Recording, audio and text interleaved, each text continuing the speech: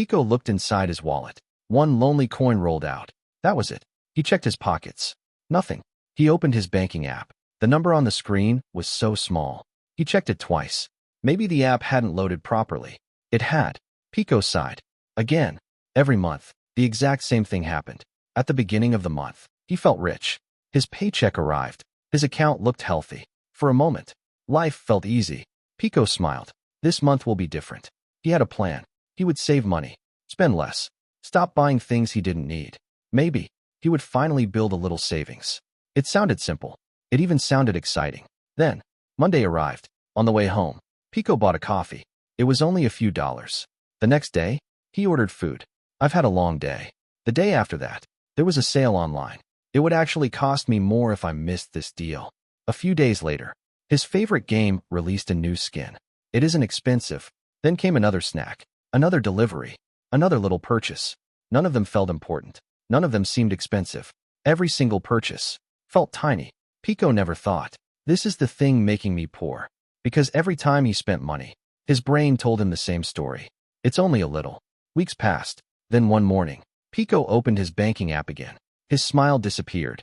Where had all the money gone? He couldn't remember buying anything expensive. No new phone. No new computer.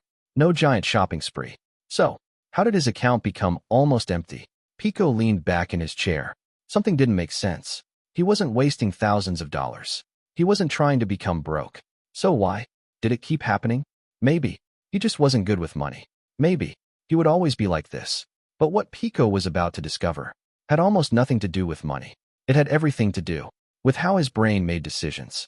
Pico decided something had to change. For the next few weeks, he tried spending less. He skipped a few snacks, ignored a few sales, cooked at home more often. Little by little, his savings started growing. Not by much, but enough to make him smile. Then something unexpected happened. Pico got a raise. It wasn't huge, but it was more money than he'd ever earned before. He was excited. This is it. This is the moment everything changes. Finally, he wouldn't have to worry anymore. The first paycheck arrived. His bank account looked bigger than ever. Pico couldn't stop smiling. For the first time, he felt comfortable.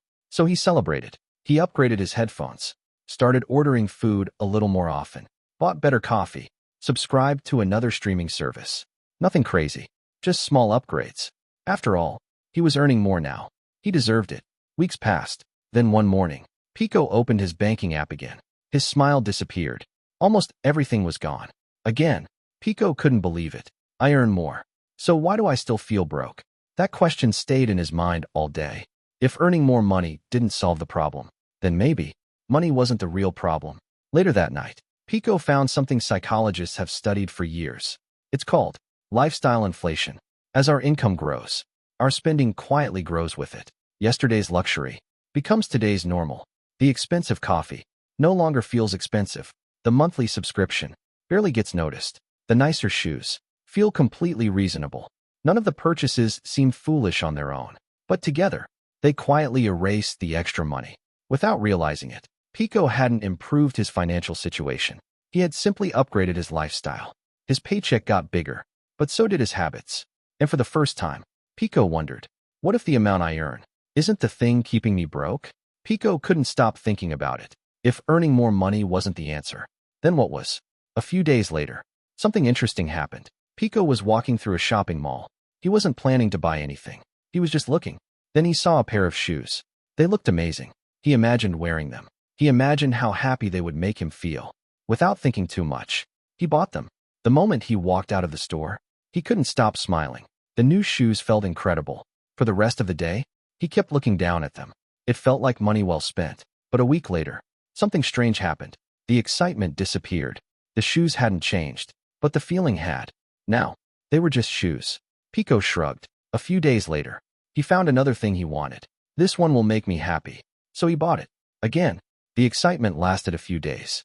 Then, it disappeared. Again, Pico started noticing a pattern. Every new purchase made him feel excited, but only for a little while. Then his brain quietly got used to it. What once felt special became normal. Psychologists call this hedonic adaptation. It's your brain's way of adjusting to new things. The first time something happens, it feels exciting. The second time, a little less. Eventually, it feels ordinary. That's why The phone you couldn't stop thinking about eventually becomes just your phone. The room you dreamed of owning becomes just your room. The salary you once wished for becomes just your salary. Pico finally understood. He wasn't chasing things. He was chasing the feeling that came with something new. And feelings don't last forever. So every time the excitement disappeared, his brain looked for another purchase, another upgrade, another little hit of happiness. Not because Pico loved spending money, because his brain loved novelty. And for the first time, Pico wondered, if happiness kept disappearing, could buying more things ever actually fix the problem? Pico decided to try something new. Not a new budget, not another savings challenge.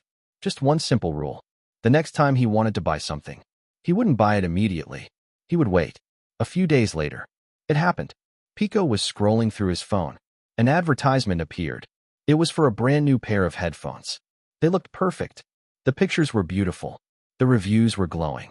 The website even said, only 3 hours left. Pico's heart started racing. What if they sell out? What if I miss the discount? Suddenly, buying them felt urgent. But then, Pico remembered his new rule. He closed the app and told himself, if I still want them tomorrow, I'll come back.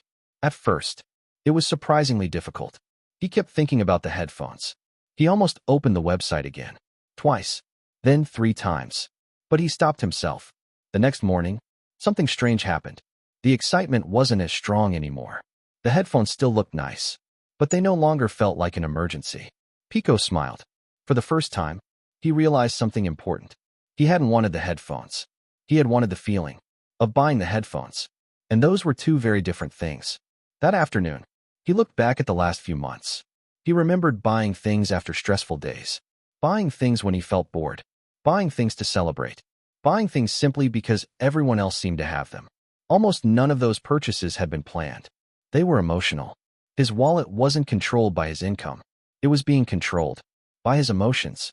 That realization changed everything. Pico stopped asking, can I afford this? Instead, he asked a different question. Would I still want this tomorrow? Sometimes, the answer was yes. Most of the time, it wasn't. And every time he walked away, he noticed something surprising. The feeling of wanting always became smaller. A few weeks passed. Then, one ordinary Friday afternoon, Pico opened his banking app. For a moment, he thought something was wrong. The number looked higher. Not because he had earned more money. His paycheck hadn't changed. He simply hadn't spent as much. For the first time in a long time, his savings were growing. Slowly. Not by hundreds. Not by thousands. Just a little. But this time, the feeling was different. Usually, when Pico bought something, the excitement disappeared after a few days. But watching his savings grow felt different. Every week, the number became a little bigger. Every week, he felt a little calmer. Then Pico noticed something surprising. He no longer checked online stores every night. He no longer felt like every sale was an opportunity. He no longer believed every discount was saving him money. Sometimes, the best purchase was the one he never made. Pico smiled. Months ago, he thought becoming richer meant earning more. Now, he realized something much simpler. Keeping money can be just as important as making money. He still bought things he enjoyed. He still met friends. He still ordered food sometimes. Nothing about his life became boring. The only difference was, now, every purchase had a purpose. Instead of asking, will this make me happy? Pico started asking, will I still be happy after buying this? That one question changed almost everything. Because happiness doesn't come from buying everything you want.